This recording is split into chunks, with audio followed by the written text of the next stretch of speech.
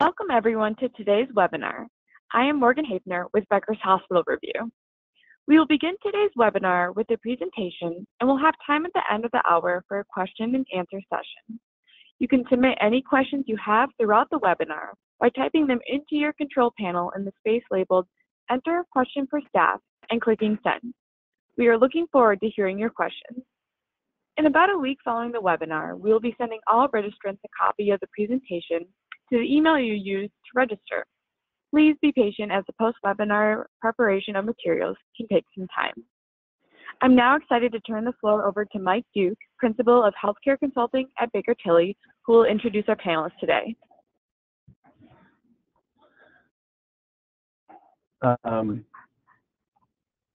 Appreciate everybody coming and attending the webinar with us today. We have a lot of material to cover, and so the introductions are going to be incredibly brief.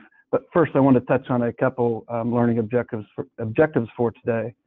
First of which is we want to really understand improved automation techniques that can impact the entire revenue cycle ecosystem. So we'll be touching on that for a little bit. We want to understand ways to reduce human variability and errors, and so we can eliminate rework and waste that's in our system. And then finally, discuss ways to provide controls and monitoring capabilities that will significantly drive performance improvement, more so than just static reporting environments that we're kind of stuck with today. So with those as the backdrop, I now want to introduce you guys to our panelists. And again, this is going to be brief. What I'm going to do is tie a face and a name with the topics that we have. And so I am Michael Duke, and I will be your moderator. I am with Baker Tilly, and we'll be talking about these things from a process perspective. We have Michael Mullins with Ontario Systems. He will be discussing some of the things around exception-based workflow and how that can have a dramatic impact. We've got Michael Ilione. He's with DataWatch Corporation. He'll be discussing some of the data prep and how to use a lot of the data that's driven from some of these approaches. We've got Robert Doxey with Recondo Technology, and we'll be talking about some robotic process automation techniques and approaches and how they can drive significant automation. And then there's Doug Sedloff with AccuStream. It's really some of the things that Doug are talking about are pretty exciting around revenue integrity, revenue management, and how you can drive some additional improvements through business engines, rules engines, and logistics. And then we've got Nelson Norsworthy with Tableau. We're going to talk with Nelson a little bit around data visualization and decision making around revenue cycle activities. So we can provide more detailed introduction information if that's required, or you guys want to reach out to any of these guys, we'd be glad to set that up. But we're going to jump right into it given the amount of material we have today for the panelists. So the way we're going to structure this is that, unlike a traditional panel where we might go a little more round robin, we're going to keep this fairly sequential, just so you guys can keep on the phone, can keep track of the topics we're talking about and how we're going to try to blend those. But essentially, we're going to have a discussion around exception-based workflow and how that's different than what we do now in healthcare, which is more work listing, work queue kind of mentality to drive work. Then we're going to, like I said, we're going to hit on robotic process automation with Recondo, and they're going to really talk about how to integrate not just the robotic process automation and how that enhances what we do, but also how that can be connected with EBW to drive even higher performance. We're going to talk about some revenue maximization techniques that have an automation component to it, but also a value as a service model that is pretty exciting. And then, as I mentioned a little bit with some of the guys, data preparation and process analytics, where we take data that is generally available to us now, and how can we transform that in ways so that we can package it with process analytics to quite honestly see things that we've never seen before from a decision-making and a monitoring capability. So that's the sequence in which we're going to jump into these. I will be asking each of the panelists a question, of which they'll take a brief moment to respond to you. As was mentioned, we do have a question queuing system, so if you have anything along the way, drop those in. If I can get to them while we're doing the panel, that section will do it. Otherwise, we'll try to address those at the end. So to get started and to make sure that everybody's awake here in the beginning, we have our first polling question for you. And really this is, what strategy does your organization have to significantly improve revenue cycle operations? And the answers are pretty straightforward, but We have no strategy, we're just moving along as normal. The limited strategy, comprehensive strategy but with minimal focus on ROI, more around operational improvements in and of themselves. A comprehensive strategy which focuses on ROI, so it's bottom line driven primarily, and then unsure or not applicable.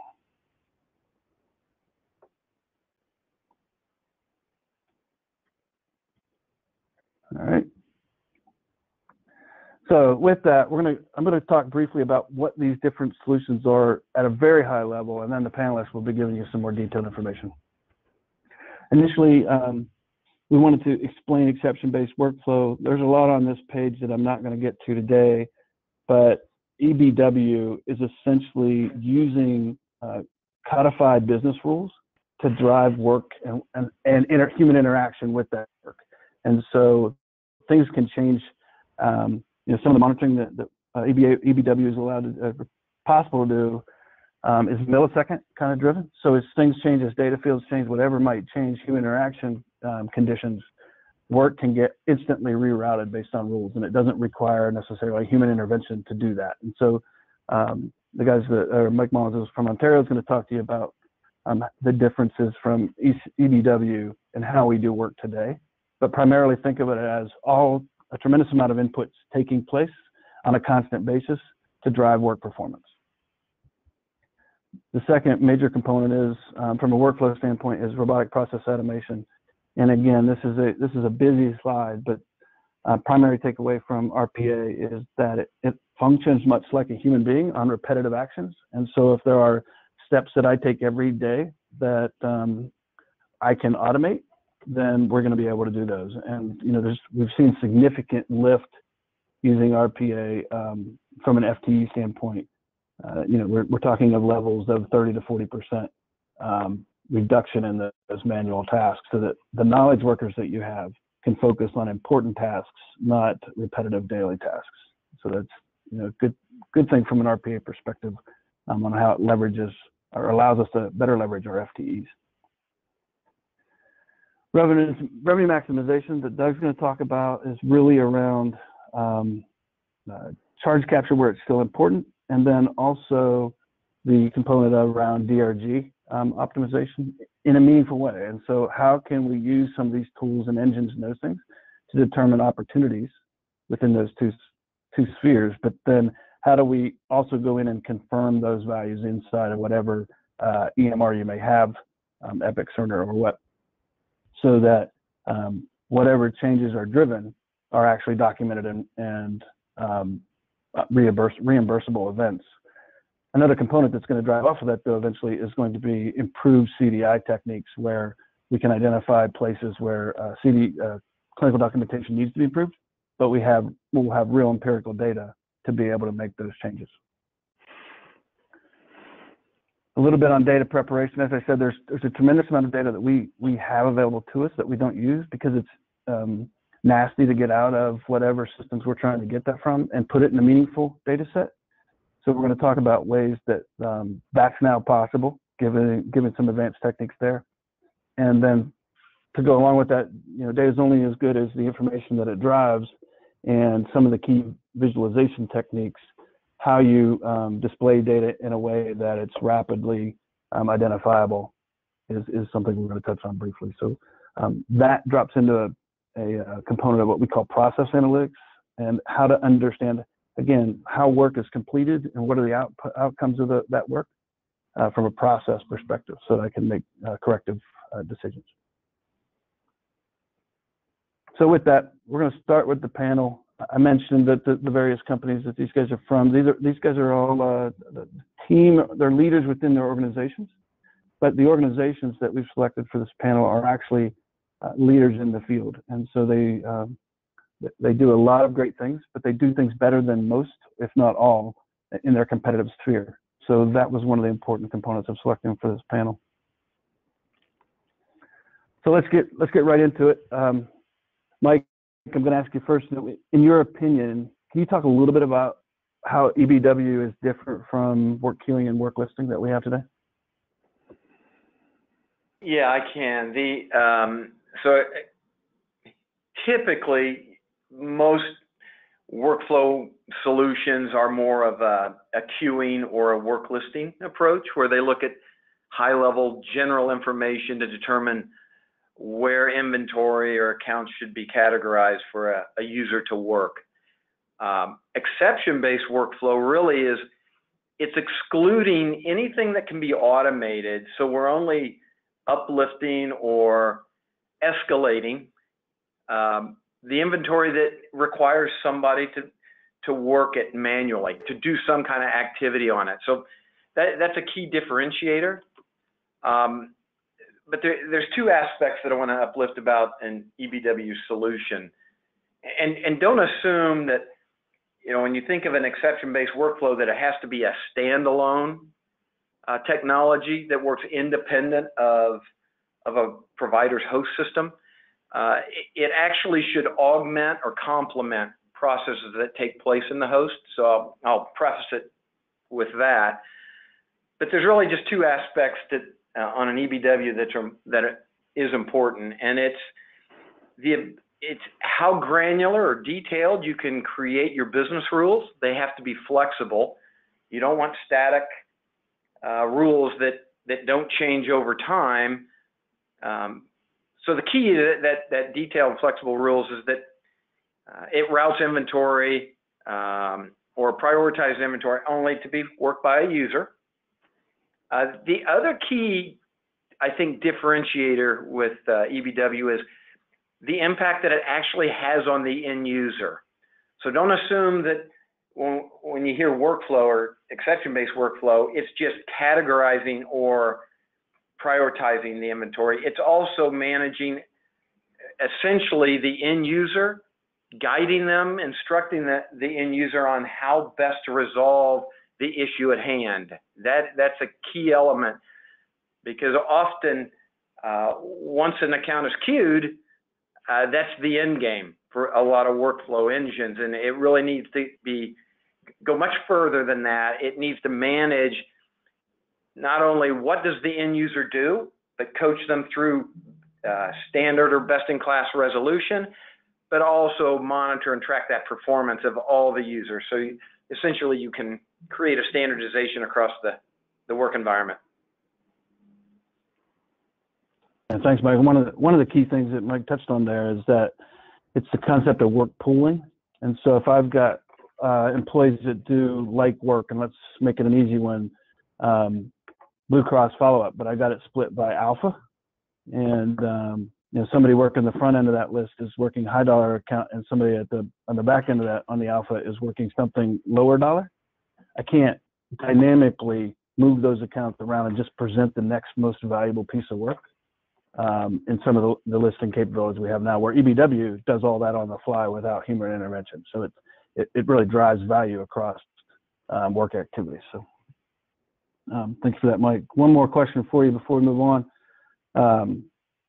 Again, other than the one where I talked about the pooling, what would you say here are the other benefits of moving to an EBW operating model as opposed to the standard work list we have now? I would say that is the optimizing the resource allocation to the inventory that needs to be worked, getting visibility of what the end users are doing in a much more granular way, standardizing their work processes, and that allows you over time to optimize the resource allocation, how many count reps, so to speak, that you need to apply to the exceptions that need addressed.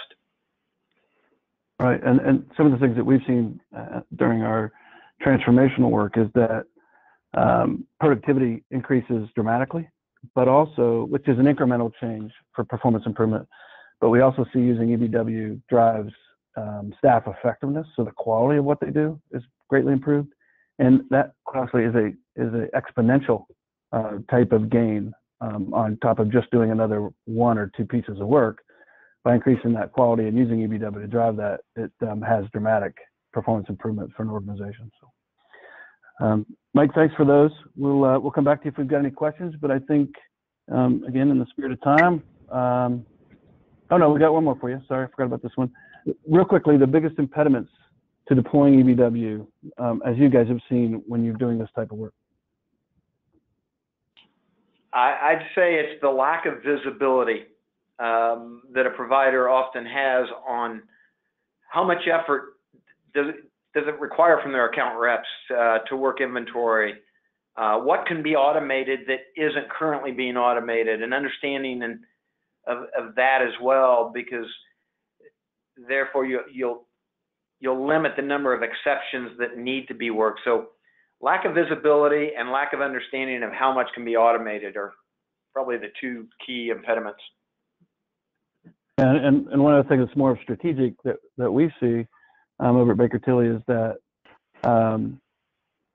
there's the thought process that, hey, I've already invested $100 million or $200 million or whatever the number is in my one solution set type approach.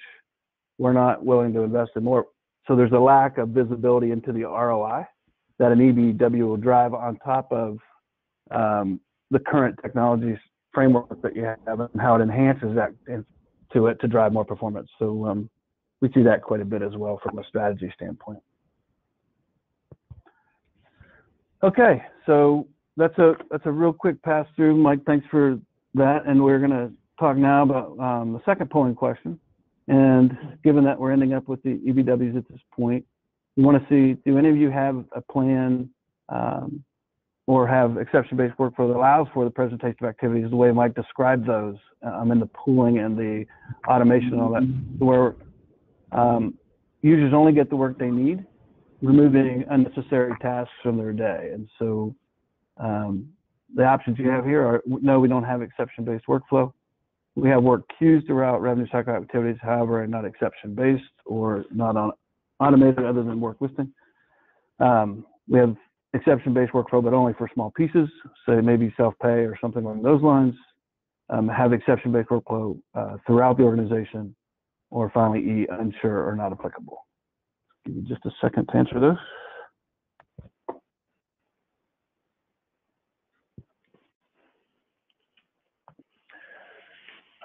So with that, we're going to take a look now, or a quick discussion around RPA, and Robert from Recondo is going to help us with these. So Robert, there's a couple slides here that talk about the front end, but can you help us understand how RPA can be used to improve patient intake? So yes, thank you. We when you think about the whole patient intake and that financial clearance on the front end, there's a lot of contact points with payers, payer websites, and a lot of manual processes. And so being able to use robotic process automation, we're able to eliminate a lot of that manual effort and get the data directly through payer websites and automating that whole process. And by doing that, we eliminate again that work, but we're getting down to that kind of an exception based, where we're only working the exceptions, identifying the problems. We see it utilized in this particular slide with eligibility. So when you're again thinking through that process of going out and getting that eligibility, eliminating calling, we've got that data coming through robotically, and determining that eligibility. Excuse me. That data then is used, I think, on the next slide to be able to identify what the patient responsibility would be, and also to get that automated authorization. So again, being able to go out to a payer website, we can get their eligibility, we get their co-pays, deductibles, and so we can actually come back with an accurate estimate of what the patient responsibility is going to be. And then we can do the pre-authorization or pre-certification for that, identifying, again, using the intelligence that we have, whether an authorization is required or not, and automate that process, then to go out and capture that and bring that in, and eliminating that process for manual effort on that side. So those are the three areas where we see some significant lift to be able to automate those processes. No, Robert, is that So help our audience understand what's the difference between the RPA approach and the standard EDI type transaction data sets. So yeah, great question. So a standard EDI has some information, but every payer has different components of what they use in that EDI is quite different, and so being able to capture that and to through years of experience generate rules and identifying what payer. Some payers the EDI is great, the data is fine, but some of them they aren't, and so using our intelligence to be able to identify, okay, well, if it's this payer, we need to go out and get more data because the EDI is not sufficient. And in most cases, we're again using that intelligence to be able to capture the most the depth of that data to be able to identify what needs to happen. So it's a much deeper understanding of that data on the front end. You know, it's what I think with some areas around patient responsibility determination, those that that would be much more accurate to be able to determine that estimate for their payment. So I think that would be a big help. So yes. On our next one for RPA, and this is where a lot of people see significant pickup. And I have some clients now that are using this at can't say enough about it from an RPA approach, but from a back office standpoint, where is RPA most used, and how can we see a benefit there? Yeah, so on the back end, that EDI and the data that's available to identify a status of a claim and to identify, okay, what needs to happen next on that is even less functional than it is on the front end. So yes, you're absolutely right. This is an area where we're seeing some significant lift in being able to identify the status of the claim by going robotically deep into that payer website to identify the payer codes, and then again using machine learning and the years of experience we've got in identifying, well, this payer, these codes mean these different things, being able to create normalization rules to identify then what is the disposition code of that, or in other words, go out to a payer website and identify exactly what's wrong with it without having to wait for an 835 or without having to again, go out and make a phone call or go to a payer website. So it's really significant on the back end. And we do see some huge lift in terms of numbers. Avera Health, 2.1 million in cash flow improvement. And as typically we are eliminating about 90% of that follow-up. So again, we're only working exceptions. We're working the problems. We're working the denials before they tell us it's a denial, because we can tell you at the time the claim's adjudicated. So it's really accelerating that patient or that cash flow. Yeah, and is it fair to say too that the timeliness is amazing, because you could get those 2 to 3 weeks before you get the 835.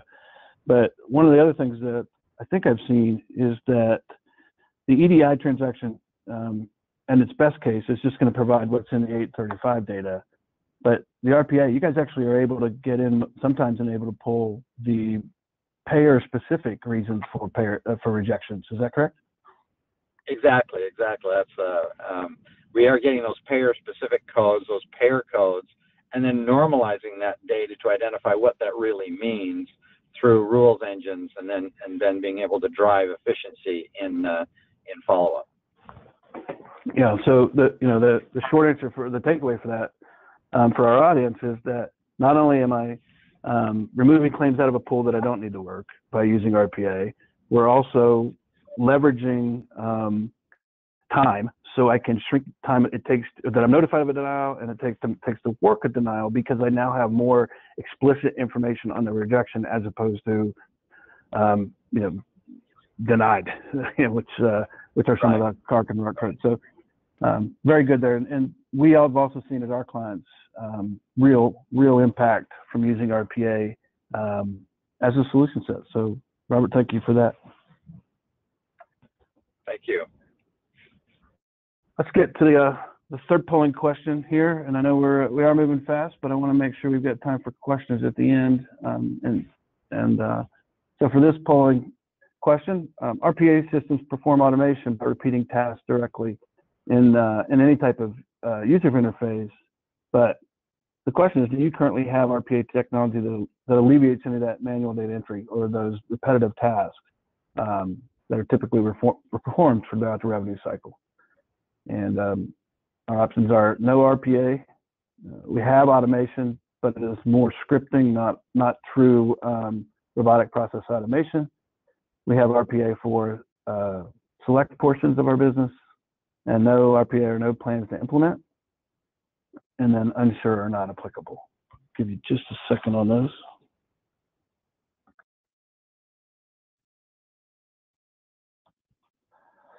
Okay, so we've got a few here with AccuStream where we're going to talk about. We're going to jump to revenue maximization from a concept, and just as a touch point at the halfway mark, we already do have several questions coming in, so we're going to here at the end and have our panelists have a chance to answer those specifically for you.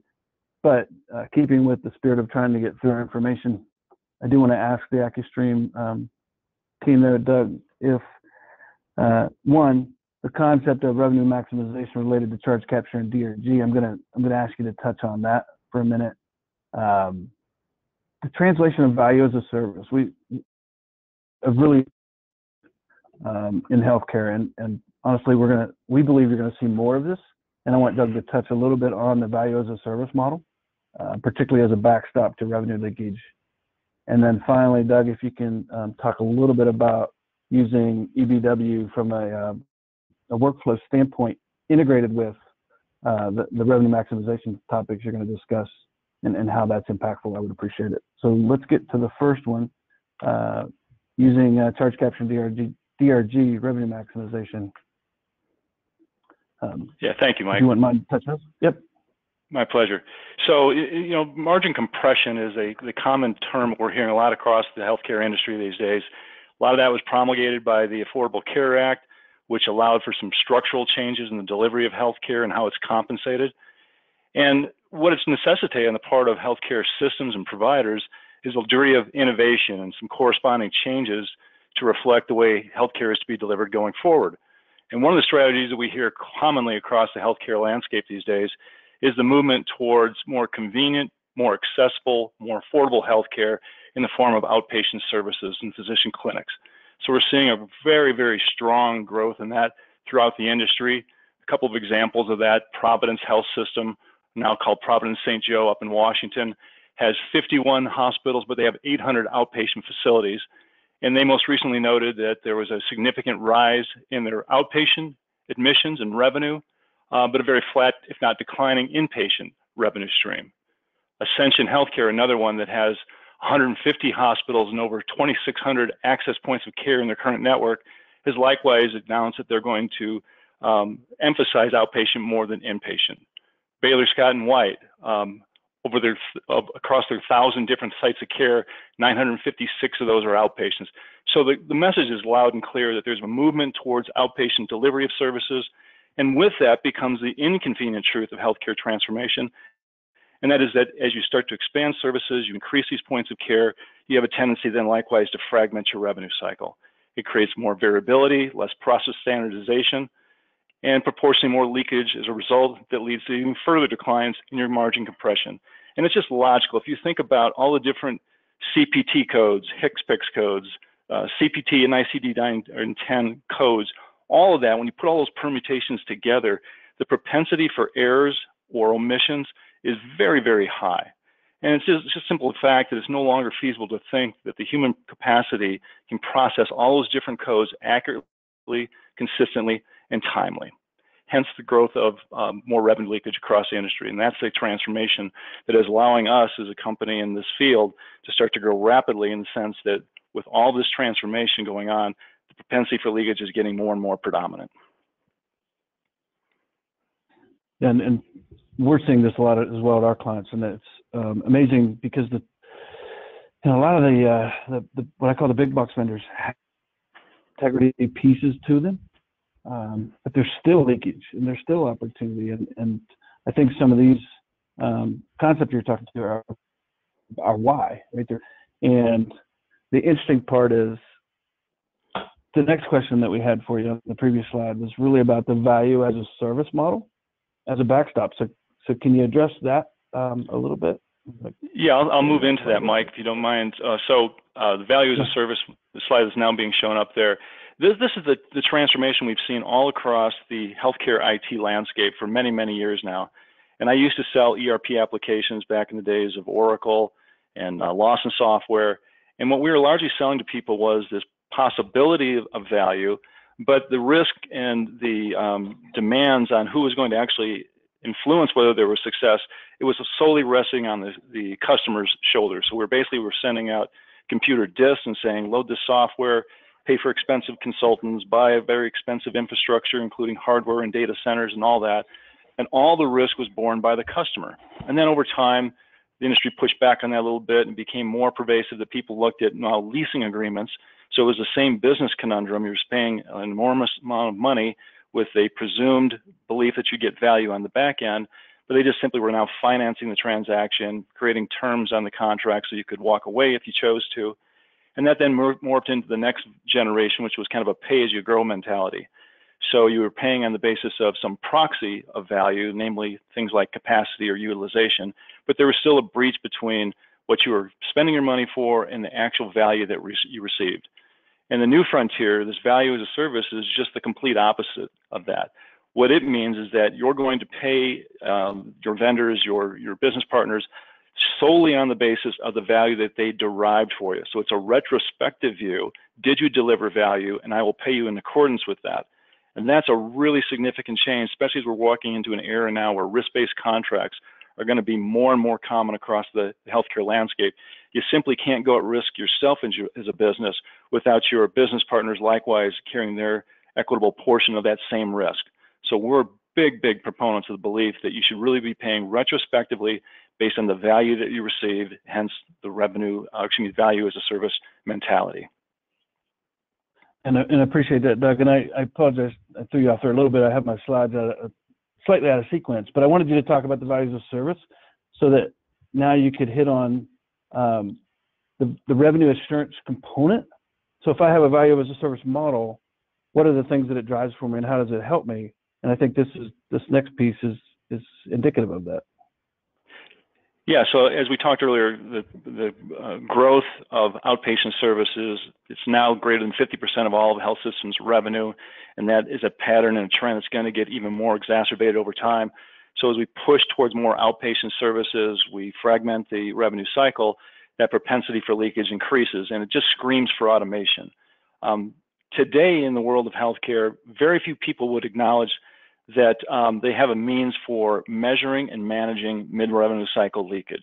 They would all acknowledge that it happens, but they don't have the data systems to support telling them where it happens, how often it happens, what departments, what locations, what physician specialties, what individual physicians. And that's all a missing data element that could be used to not only measure current state, but also to manage it and make improvements going forward. A lot of the techniques that we see across healthcare today, it's a manual audit provided by coding professionals.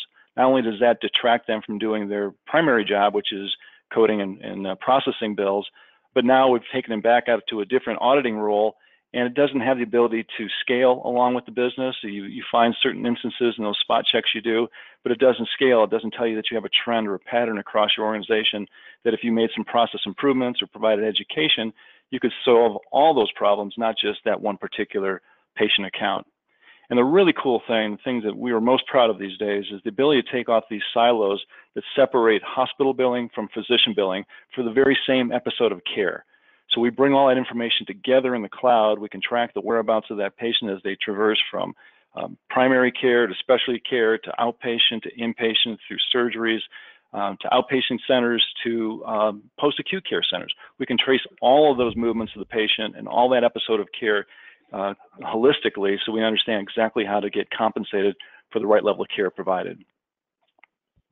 Yeah, and one of the things that I think is incredibly interesting about the value as a service model is the data that you guys in that space provide, because now a provider of any level can take that back and say, here is hard empirical evidence of the things I need to improve so that I can limit the leakage and therefore continue to make constant improvement. So that data is something that's generally not available to us now, because as you said, we might do spot audits on 10 accounts or 100 accounts, where in reality we're doing 500,000 visits a year. And so the evidence we have to make improvements is not strong in the current environment, but with this level of interaction, the data becomes.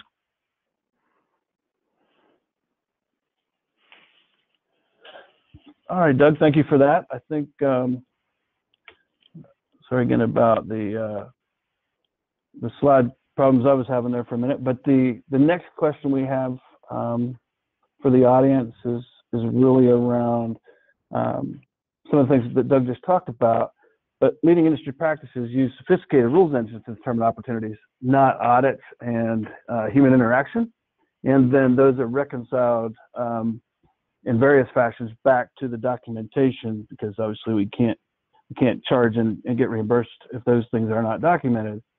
But with that, automation and business rules for the optimization, we'd like to see those checks. So the question for you to have is, do you guys have any automation in place for revenue optimization?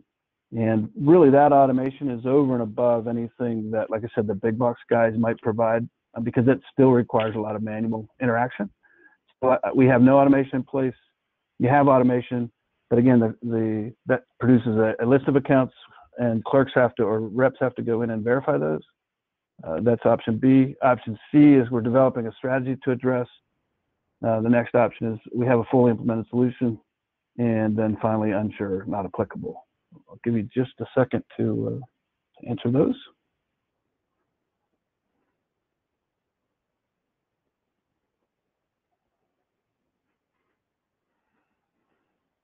Okay, and with that, so we've talked about process-heavy approaches that have some automation, some exceptions, but what's driven out of these, the three approaches that we've talked to, and the reason they're in the order they're in is that those things generate a tremendous amount of transactional data that provides management visibility like never before into revenue cycle operations.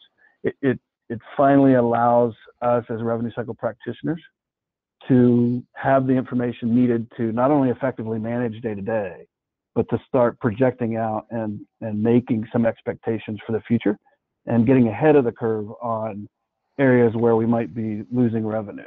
And so the natural extension of all that data, and then coupled with our currently available data, is how do we get that into something that's usable, and then in an environment where we can produce results as opposed to spending a lot of time doing analysis. And so the first half of that is the data preparation, and really that is taking data from a variety of sources and transforming it into something that's useful.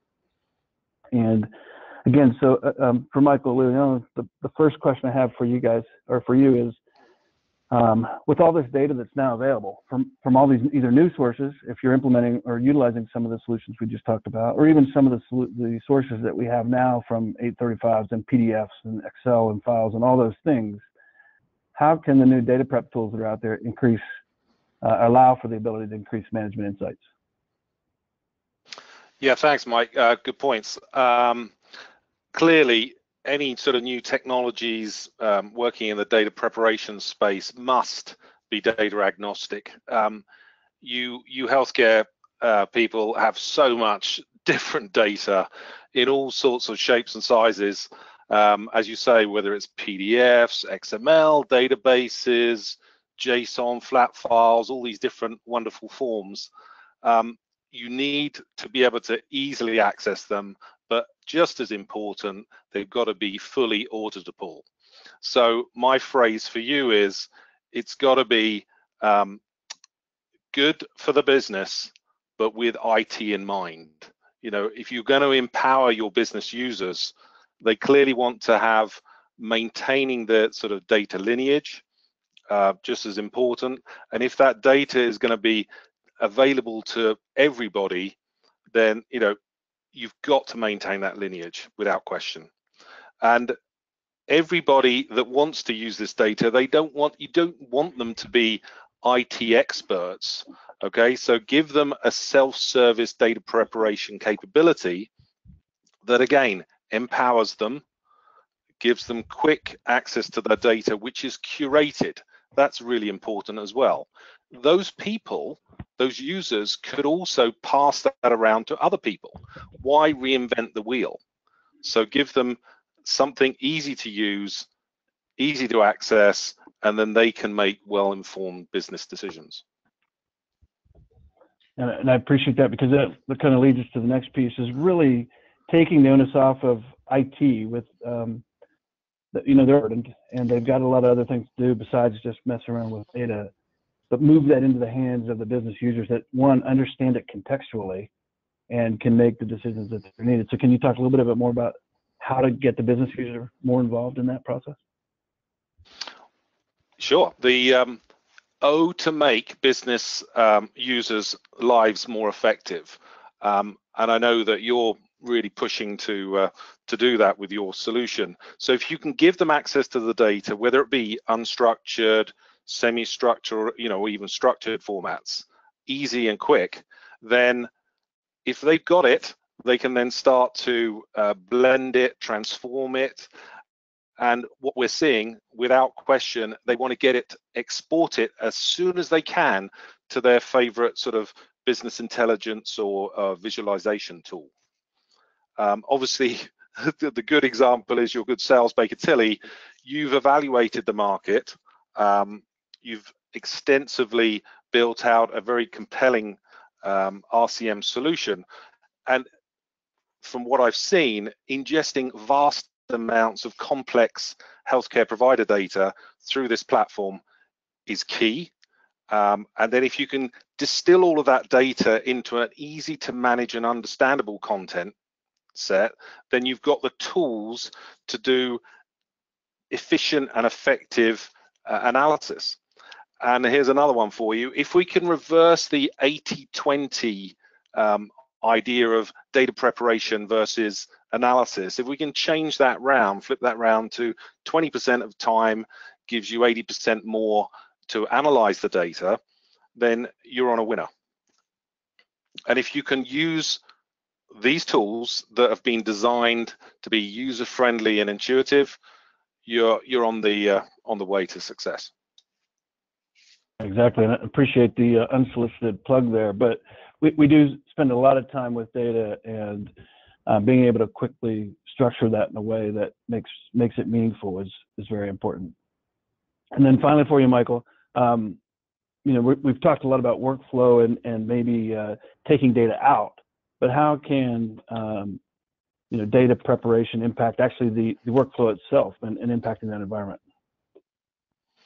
Well, again, any professional market-leading data preparation tool should be able to complement an EBW. So the Data Watch offering has a capability to provide this as a standard feature. But if you couple it with our automation server, then you can start to go to the next level, because as soon as you start throwing scale and volume, huge, hundreds of thousands, millions of transactions, this is what's going to prove a success or a failure. And if they are moving into the millions, which obviously some of these healthcare organizations clearly have, how quickly can your business user or analyst or management team determine what are the outliers and where are the errors, and then basically handle them accordingly? If you can create an EBW that's either simple, complex, or a combination of workflows, and that they interoperate with different technologies, then that will be fit for purpose.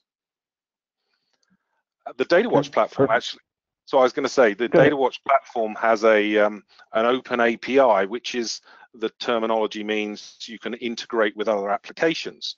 This works well for firms such as Baker Tilly, because you're looking to build enterprise solutions that are going to ultimately save customers time and money.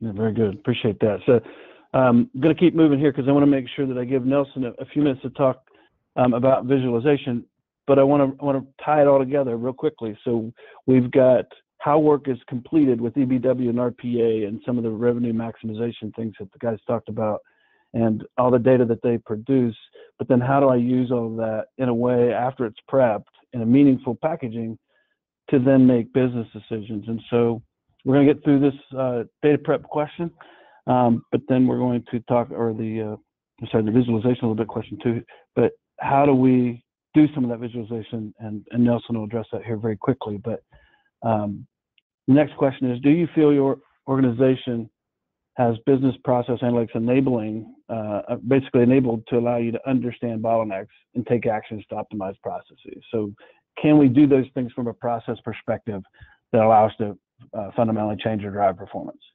And your first option is utilize key performance indicators. These are our traditional dashboards that don't move or don't have a lot of visibility in them. Second option is you have department metrics for various functions or pieces of the department, but they're mostly manual, spreadsheets and those types of things. You have dashboards and visualization specific to whatever host system you have. Any of the some business process automation and visualization to monitor revenue cycle performance. You have a full business process analytic solution that uses visualization to its extreme, or finally unsure and not applicable. Give me just a second.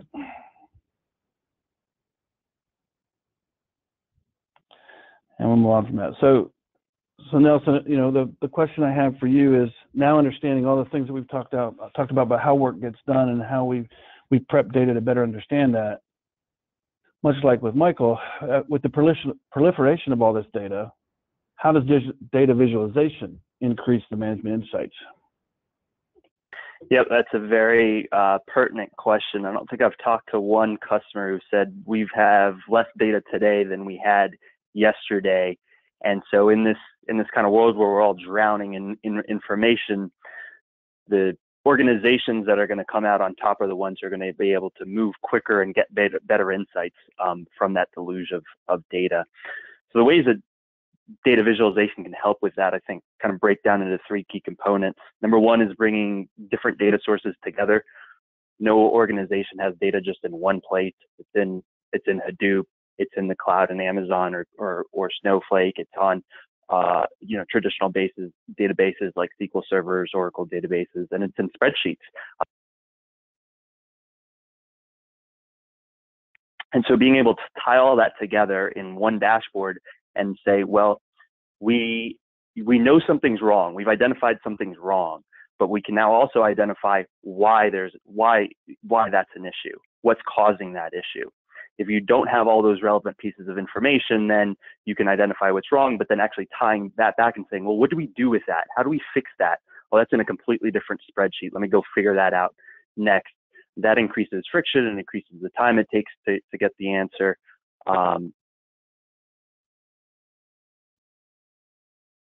There is conveying complex concepts in a very easy to understand format. There's actually a fair amount of science that goes into data visualization. Humans are incredibly adept at understanding colors and shapes and sizes. And so that's what data visualization does. It allows you to interpret numbers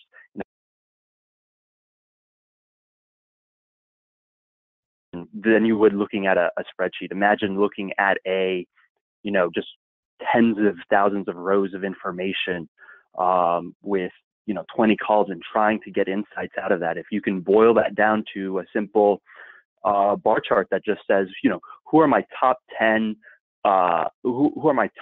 collection agencies in terms of the amount that they've collected and what's their average time to collect, and you can summarize that information and get the answer that. How do we fix this issue in the business? And then the final thing is the exploration of root cause. That's how you design a dashboard to say, let's look at all the topics, zoom in on one when we find an issue, figure out what's going on, and zoom back out and move on to the next topic. Yeah, a lot of that's very helpful. And Nelson, you were cutting it a little bit in and out a little bit, but really the key takeaway here, guys, is massive amounts of data have to be put into visualizations in order for the human brain to understand them. And there's various techniques to do that, but using some forethought to develop those visualizations to drive decision making, it pays for itself over and over, and it's significantly worth the investment to do those things. So the next one, real quick, and we're running a little tight on time, but how can business users make more timely and action-oriented decisions using visualization? Yep, this flows really easy. You can now, instead of staring at a spreadsheet and saying, oh, okay, well, I'm going to go dump this into Excel and figure out my answer. Now you've got the answers in front of you. It's easy to understand. If you need to, you can filter or you can drill into a particular problem. You can change the visualizations to fit whatever question you're asking, and then move on with your day. The question should be, how do we figure out what's wrong with the business? Not how do we work with these tools? And so visualizations help in a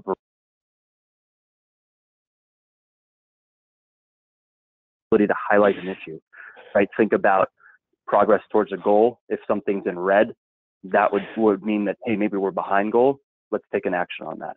That's a very simple example of that. Fantastic. And then the final question we have for you to wrap up the day, I believe, is how can data from the exception-based workflow and the RPA and all those things we've been talking about today actually improve the data visualization concepts, because now we have more granular information. How does that work for you? Yeah, precisely. So that is the application of the two slides, or the two questions before. So this allows us to see specifically, what collections agencies, departments, vendors, et cetera, aren't collecting on time or are passing over, average days to collect. So this is going to allow us to quickly locate and alert on problem areas. Say, oh, if someone passes over 90 days on how long they take to collect, that's an issue that we need to go take a look at. And so with data visualization tools, it's very easy to go attack that problem without necessarily having to comb through reams of data to go identify that. Yeah, fantastic. I mean, there's a tremendous amount of value to the data visualization techniques and tools that are in the market to drive that higher performance.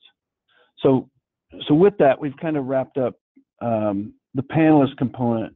I do want to take a quick second here before I open it up for a couple questions that we haven't, and unfortunately we have several questions. I'm going to try to ask a couple or get a couple answered for you, but then we'll be happy to respond to any of those that we don't get answered here on the phone.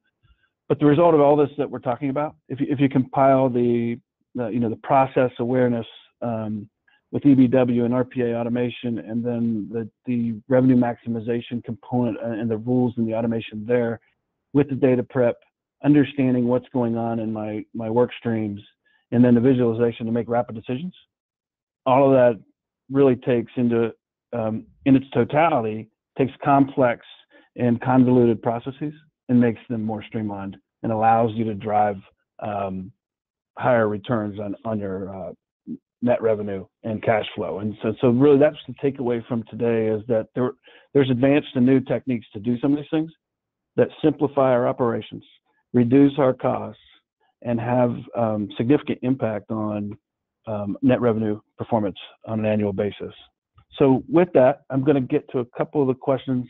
And guys, I'm just going to, these are pretty raw here, so do the best you can. I'll take the first one, and it asks about, does RPA typically lead to the reduction of FTEs? The short answer is, well, sure. If I automate things, I don't need the human capital there to produce that. But in reality, it's to some extent, it's a shifting of that cost. And so I may not need 3 people in collections, but I may need those people in pre-registration. And so there's a reallocation that typically occurs. There might be some attrition in those things that happen with an RPA deployment, but it's really a reassignment most time of resources. Or if you're an organization that's in expansion mode and you have a lot of merger and acquisition activity, as you would bring on new facilities, it can lessen the burden of the new FTE requirements that you have. Let's see here. Michael Mullins, are you still on? Yeah, I'm here. And one of the questions we had early was that can you give an example of a detailed exception-based workflow business rule? Thought maybe you could tackle that one. Cool. Well, an exception would be in third-party follow-up, for example, and this is just off the cuff, but it can be a lot more detailed. But being able to use payer-specific business rules, for example, looking at the history of when the average claim adjudicates with a particular payer and other criteria to determine when you should follow up with that payer. So, for example, if Aetna typically adjudicates on day 20, there is no reason to send that to a work queue for someone to work on day 10 or day 15. And if I piggyback on the conversation about RPA, if you expand that a little further and you go out and you obtain claim status from the payer website through an RPA process, looking at the detail of the claim status information that comes back, that's detail you'd look at to determine, do I queue it for someone to work as an exception, or do I extend it to go out and check claim status 7 days from now? Check it again, is what I'm saying. So those are examples of any information, whether it's historical information or current state information, can be analyzed or should be analyzed to determine what's the appropriate next step in a claim during its life cycle. Hopefully that's a good example for the question. And if there's more on that, we can obviously in a email or something provide more examples on that. So I think with that, we're kind of at the end of our time, and we will be sending out an email shortly with a link to the slides and more information for those questions that were asked, and contact information if anybody has any interest in continuing the conversation. Then we hit a lot of topics today, some of them relatively fast, and I do appreciate our panelists working with us in the time allotted, but it was important for us to convey the whole story in one big shot so that we could tie it all together conceptually. So thank you, panelists. We appreciate your time. Thank you, Beckers, for allowing us to host, and thank you, audience, for participating with us for an hour, and hopefully it was beneficial. I hope everyone has a great day.